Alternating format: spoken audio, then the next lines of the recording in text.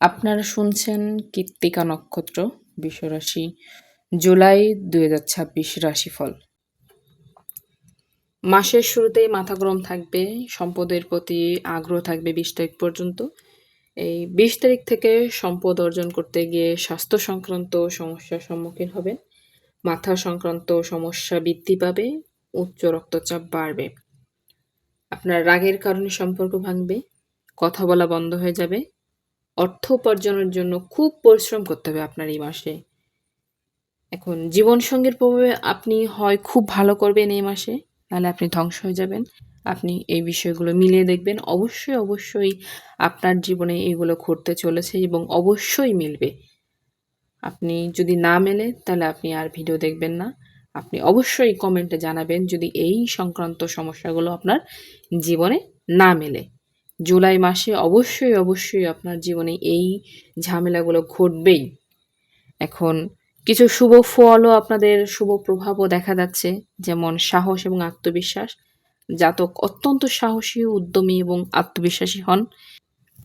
যে কোনো কঠিন পরিস্থিতি মোকাবেলা করতে আপনারা পিছপা হন না। নেতৃত্ব কর্মদক্ষতা যেমন আপনাদের আছে, নেতৃত্বের গুণাবলী আপনাদের এই মাসে বৃদ্ধি পাবে। সেনাবাহিনী, পুলিশ, ক্রীড়াঙ্গন, ইঞ্জিনিয়ারিং এবং অস্ত্র পাচারের মতো পেশায় বিশেষ সাফল্য আপনারা পাবেন। এখন সম্পত্তি এবং ভূমি, জমি, বাড়ি, রিয়েল এস্টেট ব্যবসায় লাভবান হওয়ার যোগ আপনার এই মাসে তৈরি হবে এবং আপনার যে লক্ষ্য পূরণ, আপনার যে কিছু লক্ষ্য আছে, এই লক্ষ্য পূরণের ক্ষেত্রে আপনার দৃঢ় সংকল্পের মাধ্যমে জীবনের লক্ষ্য অর্জনের জন্য আপনি সফল হবেন। এর সাথে আপনার কিছু অশুভ প্রভাবও দেখা যাচ্ছে, যেমন আগ্রাসী মনোভাব এবং রাগ। অতিরিক্ত রাগ, জেদ, ধৈর্যহীনতা এবং সহিংস আচরণ দেখা যেতে পারে। আপনার স্বাস্থ্য সংক্রান্ত কিছু জটিলতা থাকবে, উচ্চ রক্তচাপ, দুর্ঘটনা, অস্ত্রোপচার, কেটে যাওয়া বা পুড়ে যাওয়ার মতো শারীরিক সমস্যা সম্মুখীন হতে পারেন, বা এই সমস্যা আপনি পড়বেন। হ্যাঁ, এটাই আপনার অশুভ প্রভাবটা দেখা যাচ্ছে। এখন সম্পর্কের ক্ষেত্রে আপনার অশান্তি। মঙ্গল যদি কুষ্ঠির ১, ৪, ৭, ৮ বা ১২তম ঘরে থাকে, তবে মাঙ্গলিক দোষ তৈরি হয়, যার ফলে দাম্পত্য জীবনে মতবিরোধ ও বিবাহ বিলম্ব হতে পারে। এখন সম্পত্তিহানি যোগ আপনার মধ্যে দেখা যাচ্ছে, যেমন ভুল সিদ্ধান্তর কারণে বড় ধরনের আর্থিক ক্ষতি বা সম্পত্তি বিবাদ দেখা দিতে পারে। এক্ষেত্রে আপনি বিশেষ সতর্কতা অবলম্বন করবেন। এখন আলোচনা করব আপনাদের কর্মজীবন এবং চাকরি ক্ষেত্রে এই মাসটা কেমন যাবে। চাকরিজীবীদের জন্য মাসের প্রথম ভাগ তুলনামূলক ব্যস্ত থাকবে। অফিসে অতিরিক্ত দায়িত্ব আসতে পারে এবং ঊর্ধ্বতন কর্মকর্তারা আপনার কাজ লক্ষ্য করবে। সেক্ষেত্রে আপনার মনোযোগ দিয়ে আপনার কাজ করতে হবে। আপনার যে দায়িত্ব সেটা যথাযথভাবে আপনি করার চেষ্টা করবেন। এখন যারা দীর্ঘদিন ধরে পদোন্নতি বা বেতন বৃদ্ধির অপেক্ষা আছেন, তাদের জন্য ইতিবাচক ইঙ্গিত দেখা যেতে পারে। তবে সবকিছু আপনার ধৈর্য ও কূটনৈতিক আচরণের উপর নির্ভর করবে।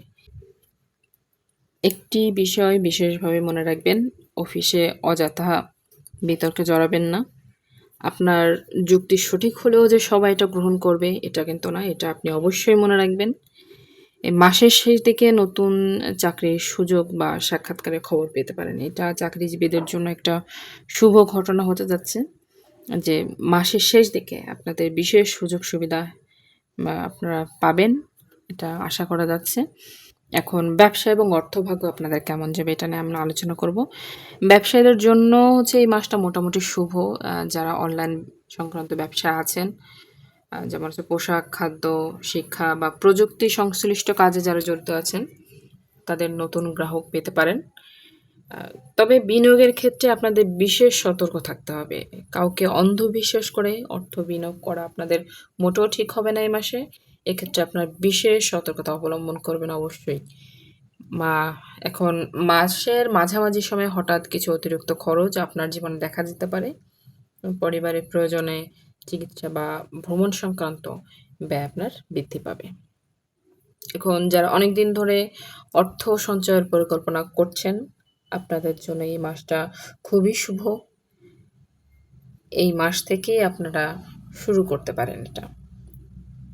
এই যোগটা আপনাদের মধ্যে প্রবল আছে। এই শিক্ষার্থীদের জন্য জুলাই মাস অত্যন্ত অধ্যবসায়ের একটা মাস। যারা ব্যাংকের চাকরি, বিসিএস, বিশ্ববিদ্যালয়ে ভর্তি, প্রতিযোগিতামূলক পরীক্ষার জন্য যারা প্রস্তুতি নিচ্ছেন, তাদের জন্য বিশেষ সতর্কতা হচ্ছে যে পুরনো দুর্বল বিষয়গুলো পুনরায় আপনারা রিভিশন দেবেন। অনেকেই নতুন বিষয় পড়তে গিয়ে পুরনো ভুলগুলো ঠিক করেন না। এই প্রবণতা জন্য আপনারা বিশেষ ক্ষতির সম্মুখীন হবেন এবং শিক্ষার্থীরা এই জন্য এই বিষয়টা অবশ্যই মাথায় রাখবেন।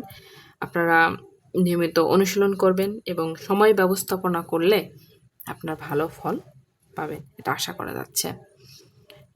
সেক্ষেত্রে আপনারা হচ্ছে নিয়মিত অনুশীলন এবং সময় ব্যবস্থাপনার দিকে বিশেষ নজর দেবেন। এটা হচ্ছে যে আপনাদের জন্য বিশেষ সতর্কতা। এখন প্রেম এবং দাম্পত্য জীবন একটা মিশ্র ফল একটা দেখা যাচ্ছে আপনাদের জীবনে।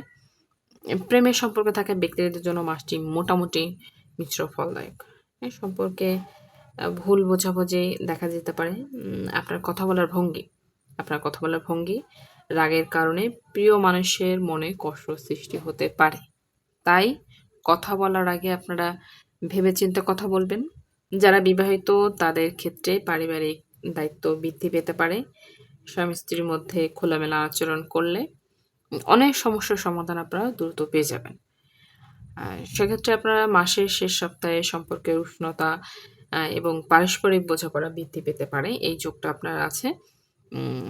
এবার হচ্ছে পারিবারিক এবং সামাজিক জীবন, এই বিষয়টা কেমন যাবে আপনাদের? পরিবারের বয়স্ক সদস্যদের স্বাস্থ্য নিয়ে কিছুটা চিন্তিত থাকতে পারেন। দীর্ঘদিন ধরে কোনো আত্মীয়দের সঙ্গে যদি মনোমালিন্য থাকে, তা মিটে যাওয়ার সম্ভাবনা এই মাসে দেখা যাচ্ছে।